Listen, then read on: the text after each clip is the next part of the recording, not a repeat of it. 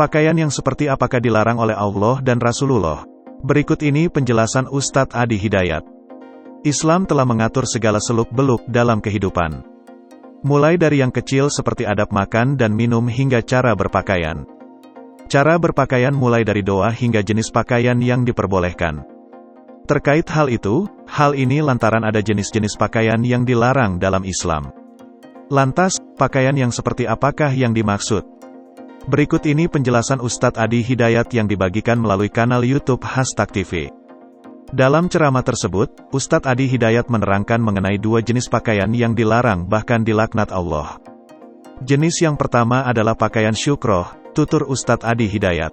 Bisa diartikan pakaian yang dengan itu ia ingin menarik perhatian orang lain, pamer, kata Ustadz Adi Hidayat. Ia pun mengungkap jika seseorang terbiasa menggunakan pakaian jenis ini akan mendapatkan balasan di hari akhir nanti. Orang yang terbiasa mengenakan pakaian syukro di dunia, maka Allah akan memberikan pakaian kehinaan di akhirat, kata Ustadz Adi Hidayat. Jenis kedua adalah pakaian tasyabuh atau pakaian yang menyerupai. Tapi tidak setiap yang menyerupai itu dilarang. Awas hati-hati, terang Ustadz Adi Hidayat. Pakaian seperti jas yang menyerupai orang barat atau gamis yang biasa dipakai orang Arab tidaklah terlarang. Lantas, pakaian seperti apa yang dilarang?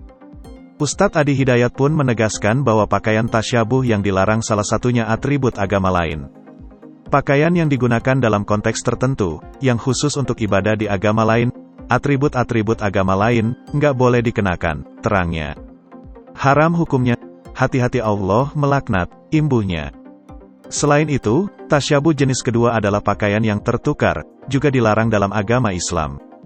Tertukar di sini maksudnya antara laki-laki dan perempuan, laki-laki pakai pakaian, perempuan pakai pakaian, punya laki-laki, jelas Ustadz Adi Hidayat. Allah melaknat laki-laki yang keperempuanan atau perempuan yang kelaki-lakian, lanjutnya.